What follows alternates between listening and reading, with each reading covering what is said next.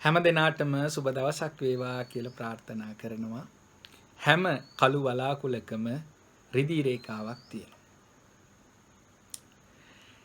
ඇමරිකානු ජාතික තරුණයෙක් බුදුදහම පිළිබඳ කියවන්න ලැබිලා පැහැදිලා මේක ප්‍රායෝගිකව පුහුණු කරන තැනක් හොයාගෙන ගියා.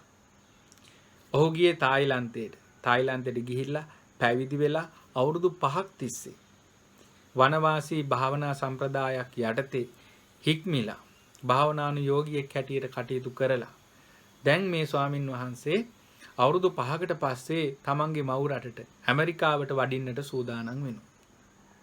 මේ අවුරුදු 5 පුරාවටම ගෙදර අයට තමන්ගේ දරුවා පිළිබඳව තමන්ගේ සහෝදරයා පිළිබඳව කිසිම ආරංචියක් නැහැ.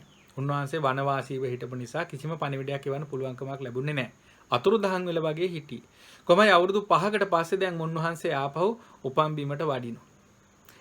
ගෙවල් කිට්ටුවම පාර දිගේ උන්වහන්සේ ඇවිදගෙන යනකොට පයලිස්සල ගිහිල්ලා කානුවකට වැටිලා කකුල කැඩුනා.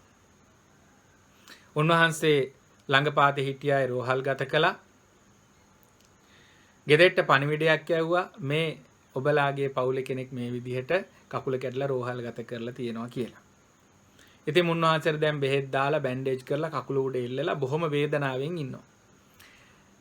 ඒ ස්වාමීන් වහන්සේගේ අම්මා මේ පණිවිඩය ලැබිලා ඔන්න රෝහලට දුවගෙන එනවා. ඇවිල්ලා බැලුවා මුන්වහන්සේ දැන් වේදනාවෙන් අපහසුයෙන් මේ කකුලත් උඩ එල්ලගෙන ඉන්න බව දැක්කා. ඒ වුණත් මේ අම්මා උඩ පැනලා බොහොම සතුටින් අප්පොඩියක් ගහලා හිනහ වෙලා දුවගෙන ආවා. මුන්වහන්සේට හරි පුදුමයි. මගේ කකුල කැඩිලා මේ විදිහට දුකෙන් වේදනාවෙන් අසහනෙන් ඉන්න මං ඔයාගේ පුතා, ඔයා මගේ අම්මා. ඔයා කොහොමද සතුටු වෙන්නේ ඔච්චර? ඊට පස්සේ මේ අම්මා කියනවා, "ඔව්. ඔබ වහන්සේ මගේ පුතා. මං ඔබ වහන්සේගේ අම්මා." ඒක ඇත්ත. අවුරුදු 5කට පස්සේ දැන් අපිව බලන්න ආවේ. කකුල කැඩිලා තියෙන නිසා ආපහු ඉක්මනට යන්න බෑ. කකුල හොඳ වෙනකම් අපිත් එක්ක ඉන්න සිද්ධ වෙනවා. අන්න ඒකටයි මං සතුටු උනේ කියලා මේ අම්මා කියනවා. හැම කළු වලාකුළකම තියෙන රිදී රේඛාව දැක ගන්න හැම කෙනෙකුටම බෑ. මේ වගේ අරුත්බර කතාවකින් නැවතත් හමු.